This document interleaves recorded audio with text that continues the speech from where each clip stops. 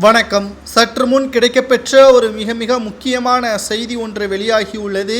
Car விபத்தில் சிக்கிய அதிமுகவின் முன்னாள் அமைச்சர் மருத்துவமனையில் தீவிர சிகிச்சை பிரிவில் அனுமதிக்கப்பட்டுள்ளார். என்ன நடந்தது, எடப்பாடி பழனிசாமி அவர்கள் உடன் இருந்தாரா என்ற அனைத்து தகவல்களையும் இந்த வீடியோவில் நாம் பார்க்க போகிறோம். வீடியோவை ஸ்கிப் பண்ணாமல் முழுமையாக பாருங்கள்.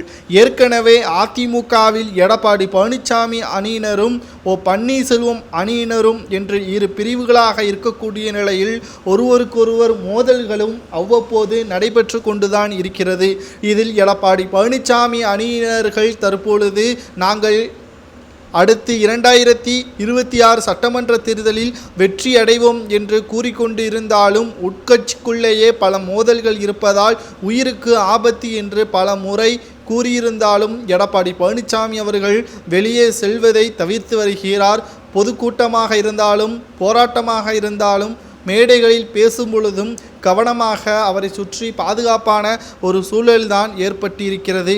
ஆனால் திடீரென்று இன்று சாலை விபத்தில் எடப்பாடி பழனிசாமி அவர்களது விசுவாசியான முன்னாள் அமைச்சர் கார் விபத்தில் தற்பொழுது நூலிழையில் உயிர் தப்பியுள்ளதாக செய்திகளை நம்மால் பார்க்க முடிகிறது. அதாவது நாகை அருகே அதிமுக முன்னாள் அமைச்சர் OS மணியன் பயணம் செய்து கொண்டிருந்த பொழுது கார் விபத்து ஏற்பட்டுள்ளது.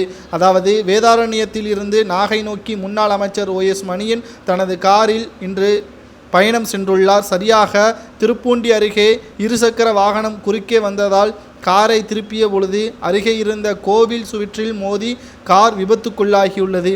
நல்வாய்ப்பாக OS மணியன் சீட் பெல்ட் போட்டதன் காரணமாகவும் சிறு காயங்கள் ஏற்பட்டதன் காரணமாகவும் அவர் உயிர் தப்பியுள்ளார். இருந்தாலும் அவரது தலையில் ஏற்பட்ட காயத்தின் காரணமாக மருத்துவமனையில் அனுமதிக்கப்பட்டுள்ளார். இதனால் தற்பொழுது அதிமுகவில் பரபரப்பு ஏற்பட்டுள்ளது.